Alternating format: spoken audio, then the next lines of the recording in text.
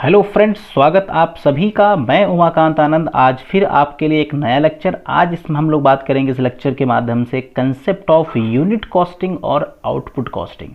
Unit और output costing भी cost accounting का अपने आप में एक बहुत ही बेहतरीन चैप्टर है। कई ऐसी चीज़ें, कई ऐसी मालूमात कॉस्ट अकाउंटिंग के बारे में आपको इस वीडियो लेक्चर के माध्यम से मिल पाएगी। इस वीडियो की अगर हम लोग फ़ायदे की बात करें तो UGC net JRF commerce and management student के लिए ये वीडियो काफ़ी हद तक हेल्पफुल होगा इस कंसेप्ट को समझने के लिए। साथ ही साथ बीकॉम, बीबीए, एमबीए और एमकॉम के स्टूडेंट जिन लोगों के सिलेबस में कॉस्ट अकाउंटिंग है, डेफिनेटली उनके लिए वीडियो हेल्पफुल होगा।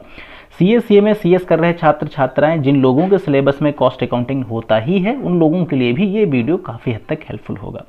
लेक्चर स्टार्ट करने से पहले मैं आपको अपने बारे में थोड़ा बता देता हूं। मैं उमाकांत आनंद, मैंने जेआरएफ क्वालिफाई किया है कॉमर्स सब्जेक्ट में। मैंने एमकॉम, एमबीए भी किया है। साथ ही साथ मैं पिछले 5 वर्षों से यूजीसी नेट जेआरएफ कॉमर्स और मैनेजमेंट के स्टूडेंट, साथ ही साथ मैंने यूजी, पीजी और बोर्ड के बहुत सारे स्टूडेंट को गाइड किया हुआ है। स्टार्ट करते हैं इस वीडियो लेक्चर को और अब आप बात करते हैं कि यूनिट कॉस्टिंग जो है वो क्या होता है। यूनिट कॉस्टिंग को हम आउटपुट कॉस्टिंग के नाम से भी जानते हैं। यूनिट कॉस्टिंग को हम लोग आउटपुट कॉस्टिंग के भी नाम से जानते हैं।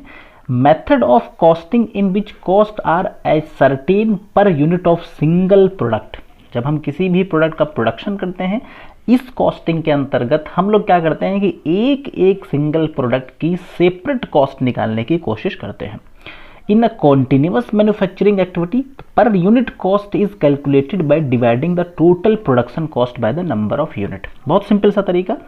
जैसे कि एग्जाम्पल के लिए मान लीजिए किसी मैन्युफैक्चरिंग फर्म में 100 यूनिट बनाई गई और उनकी कॉस्ट है 500 रुपीज़।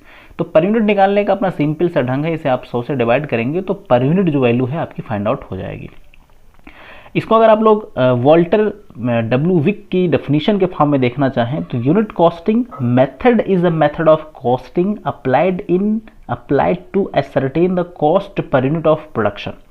यानी हम लोग किसी भी प्रोडक्शन की पर यूनिट कॉस्ट निकालते हैं where standard and the identical product are manufacture, जहाँ पे स्टैंडर्ड और आइडेंटिकल प्रोडक्ट मैन्युफैक्चर, यानी ऐसे प्रोडक्ट जो कि जिनकी अपनी पहचान है, जिन्हें हम इजीली स्पेसिफाई कर सकते हैं, उन प्रोडक्ट की मैन्युफैक्चरिंग की जाती है।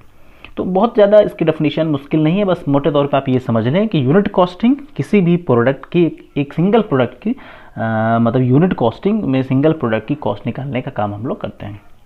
कुछ इसके स्पेसिफिक फीचर्स हैं जो इस कंसेप्ट को बहुत मजबूत करने में आपकी मदद करेंगे। The cost per unit of output determined under the single unit. हम इसके अंदर हर प्रोडक्ट की सिंगल यूनिट कॉस्ट निकालते हैं।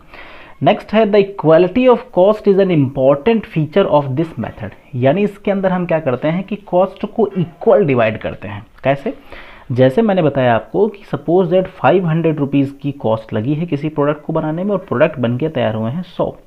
तो हम क्या करेंगे कि हम सीधा सीधा इसे 100 से ही डिवाइड कर देंगे। यानी हम लोग यहाँ पे क्या करते हैं, हर प्रोडक्ट की हम सेम कॉस्ट मानते हैं। ऐसा मानते हैं कि लगभग सब पर बराबर ही खर्च हुआ होगा।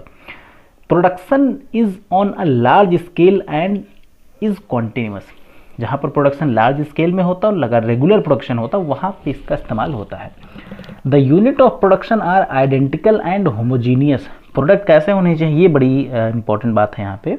प्रोडक्ट हमेशा होमोजीनियस होना चाहिए और आइडेंटिकल होना चाहिए, लगभग एक दूसरे से सिमिलर हो, मतलब अंतर नहीं हो, क्योंकि अंतर होगा तो फिर एक जैसी कॉस्ट लगा पाना मुश्किल होगा, तब पॉसिबिलिटी नहीं हो पाएगी।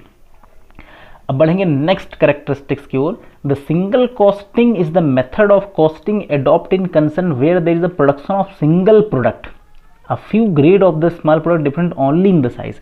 यानी कि प्रोडक्ट आप बनाते हैं वो हो सकता है अलग अलग साइज के प्रोडक्ट हों, अलग अलग शेप के हों, बट जो अलग शेप है बस हम उसी की इंडिविजुअल कॉस्ट निकालेंगे।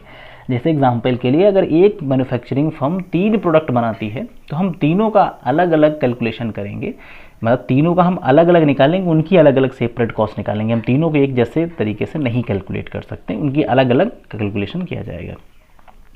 The cost unit are physical and natural and capable of being expressed in the convenient unit of measurement। यानी ऐसी प्रोडक्ट की कॉस्ट निकाली जाती है जो फिजिकल हो, नेचुरल हो, उनको हम लोग यूजली उनकी यूनिट को मेजर कर लें। मतलब ऐसे प्रोडक्ट की कॉस्ट में यूनिट कॉस्टिंग नहीं यूज होती है जिन्हें हम इजीली मेजर ना कर सकें, ये इस बात पे गौर करिएगा।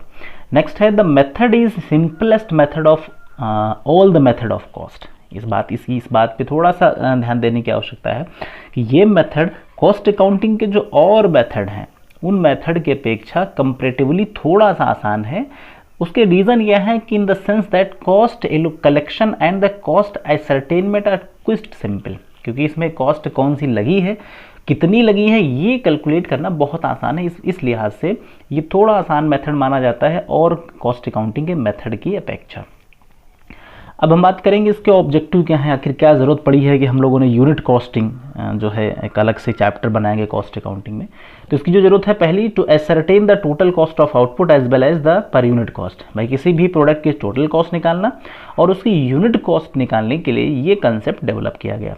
नेक्स्ट बात करें, टू एसरटेन द प्रॉफिट और लॉस ऑफ अ प्रोडक्शन। उस प्रोडक्शन में प्रॉफिट हुआ है या लॉस हुआ है, इस बात का भी पता हम लोग लगा सकते हैं यूनिट कॉस्टिंग के माध्यम से। To analyse the expenditure by nature classification them into element of cost, यानी किसी भी प्रोडक्ट पे जो खर्च होता है उसको हम उसके नेचर के अकॉर्डिंग अलग अलग पार्ट में डिवाइड करके उसे अलग अलग नाम से एक्सप्रेस करते हैं, ताकि ये थोड़ा सा आसान हो जाए कि जब कभी हमें ये लगे कि प्रोडक्ट की कॉस्ट ज़्यादा हो रही है तो उस एक एलिमेंट को हम आइडेंटिफाई कर लें, आइडेंटिफाई कर पाएँ कि कॉस्ट किस पर ज़्यादा लगी है, जिस पर ज़्यादा लगी हो उसे हम कंट्रोल या रिड्यूस कर सकते हैं। नेक्स्ट अगर हम बात करें इसके ऑब्जेक्टिव की, तो to facilitate comparison the cost of one period and the cost of another period. अगर हमने मान लीजिए कि 2 मंथ का कॉस्ट शीट बनाया तो इससे हम लोग कंपेयर भी कर सकते हैं कि किस महीने की कॉस्ट शीट ज़्यादा अच्छी इंफॉर्मेशन दे रही है, कौन सा ज़्यादा बेहतर रिजल्ट दे रहा है, तो ये कंपेयर करने के लिए हेल्पफुल होगा। नेक्स्ट अगर आप देखें, to facilitate the presentation of tender और कोटेशन। इसकी हेल्प से हम लोग टेंडर और कोटेशन भी इजीली बना पाते हैं। अगर कोई कस्टमर किसी प्रोडक्ट का कोटेशन मांगता है तो आप इस यूनिट कॉस्टिंग का इस्तेमाल करके जितनी यूनिट का वो मांगता हो, 10, 15, 20, 50, उतने का आप क्या कर सकते हैं, कोटेशन तैयार करके या फिर एक टेंडर तैयार करके उसे दे सकते हैं। नेक्स्ट देखें, तो to control the cost of product through the comparative study of cost any two period. इससे हम क्या कर सकते हैं, कई पीरियड का हम लोग कॉस्ट निकाल के मतलब कंपेयर कर सकते हैं, और अगर कहीं हमें कॉस्ट कंट्रोलिंग लगती है तो उसे हम लोग सही कर सकते हैं। तो ये जो लेक्चर था बहुत छोटा लेक्चर इस वजह से है क्योंकि हमने सिर्फ यहाँ यूनिट कॉस्टिंग के मतलब को डिस्कस किया। अगला जो हमारा लेक्चर होगा लिस्ट में आपको मिल जाएगा, इसके हम लोग डिस्क्रिप्शन में भी इसका हम दे देंगे आपको। अभी हम आगे डिस्कस करेंगे कॉस्ट शीट क्या होती है, उसका फॉर्मेट क्या होता है, और उससे जुड़ी जितने भी कंसेप्ट हैं वो सारे डिस्कस किए जाएंगे। उम्मीद है ये लेक्चर अच्छा लगा होगा। लेक्चर अच्छा लगा हो लाइक शेयर कर सकते हो। चैनल ना सब्सक्राइब किया हो तो सब्सक्राइब कर लें, ताकि इस तरीके के जो भी एजुकेशनल वीडियो हो आप सभी को मिलते रहें। आपने बेशकीमती समय दिया, मैं आपका सादर आभार व्यक्त करता हूँ। So thanks for watching this video and have a nice day.